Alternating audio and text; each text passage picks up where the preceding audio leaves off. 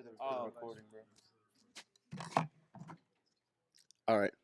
So when we were sitting down thinking about ideas for our app, we came across a couple of things of like commerce and meeting places, how we can meet somewhere in the middle, possibly to go out somewhere, or possibly to exchange something, a service, commerce, something similar to Craigslist, but anonymous way that y'all could meet up without giving all your information to somebody.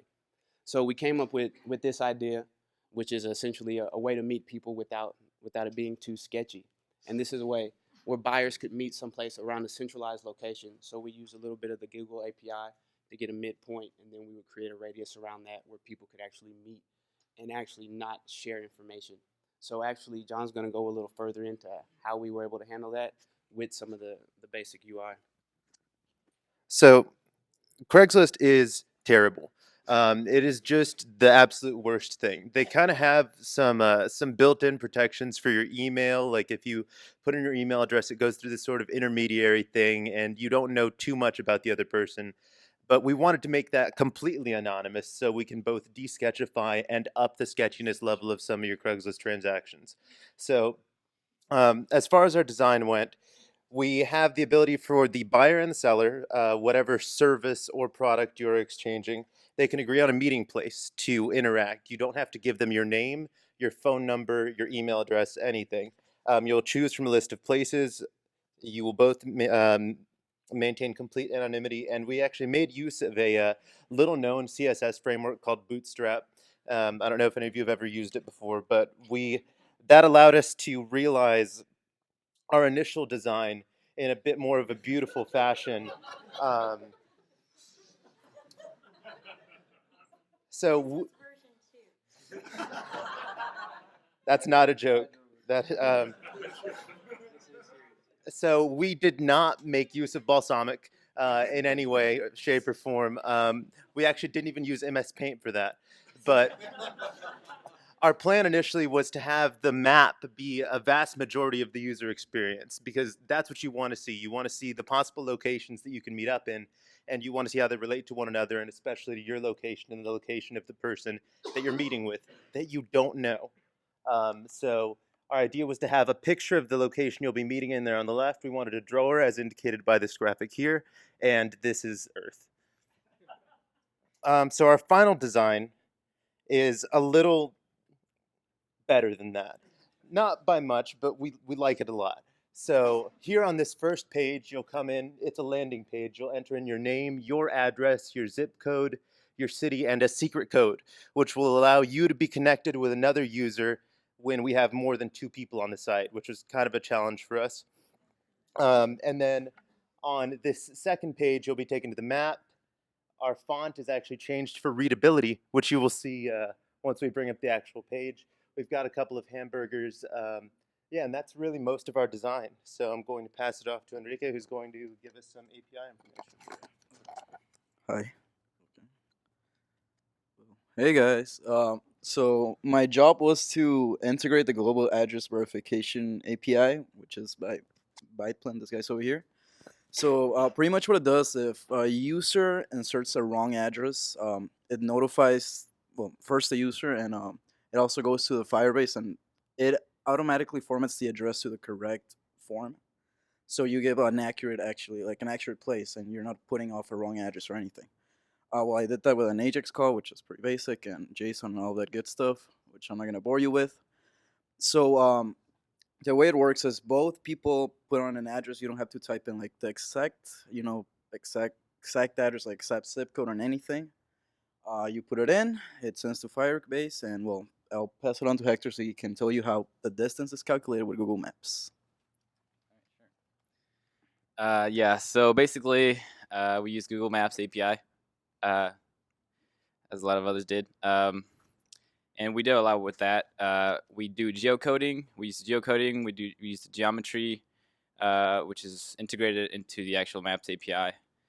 We use places and the distance matrix. So my job was to geocode our address, turn it into a latitude and longitude, and then from there calculate a midpoint. So the way our app works is you have 2 users. They input their address, and then once both of their addresses are in Firebase, then we spin up our little thing.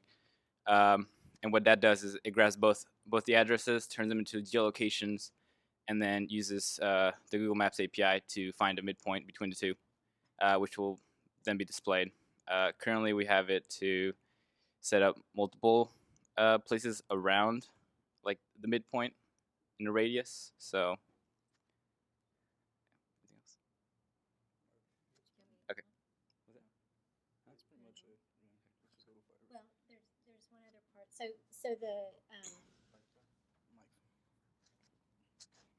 So the Google Places will go ahead and give you 20 locations that are within the radius of the midpoint between the two users' locations.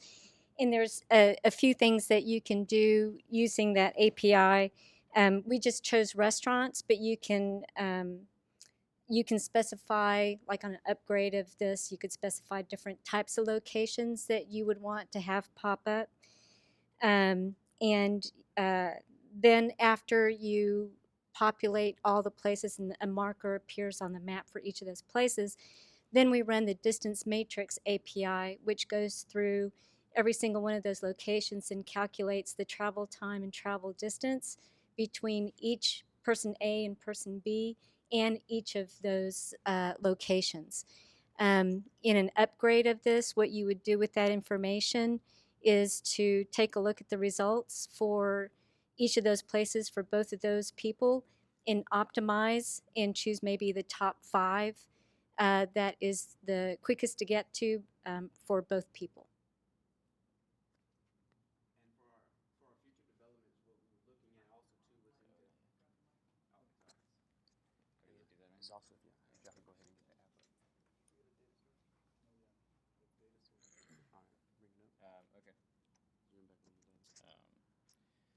Okay. Well, this is how you use Firebase. Like I said, you enter in your addresses, they go into Firebase, and then we use that data to calculate the midpoints and stuff.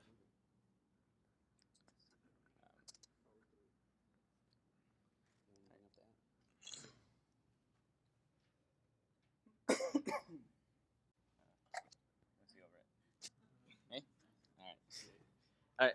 This is our app. AnonyMeet. Keep it secret. Keep it safe.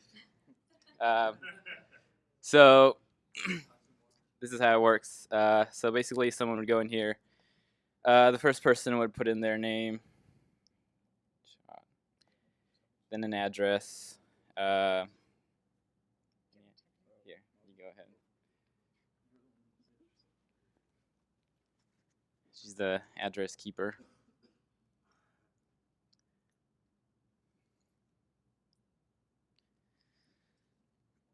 So anyway, there's a lot of different things we thought about. This is Like the not. secret code. Essentially, what we wanted to do was, or what I wanted to do was use UIDs to create a session. And that session would only live for maybe, let's say, a couple days or something to make it truly anonymous or whatever. We would encrypt the data as well, which we can't really do right now. Okay. Well, anyway. So yeah, so once both people put in their address, then it brings you to this page where you will see all the. I think I'm doing it. Oh, that's Oh, okay. well, I was wondering thank what you. happened. Oh, that's all right. Okay, well, anyway, so now we have these are our addresses that are within a radius. We just picked 5. Essentially, what we want to do is you be able to talk to each other. We want to integrate a chat in here where they can just talk to each other and say, hey, I want to meet at this place, or let's meet at this place. But yeah, what it's doing now is just populating all the places around the midpoint in a certain radius. And yeah, so if you click here, it'll show them. And then over here, what we want to do is once you pick a place, then you'll be able to see all the information about that place. And yeah, so this is you can do whatever you want with it. Anyway, it's just Pick a plotting. place. Sure, cool stuff, Yep. right? Okay, it just plots all the places. All right, thank you. So one of the challenges was the. Okay. Sure.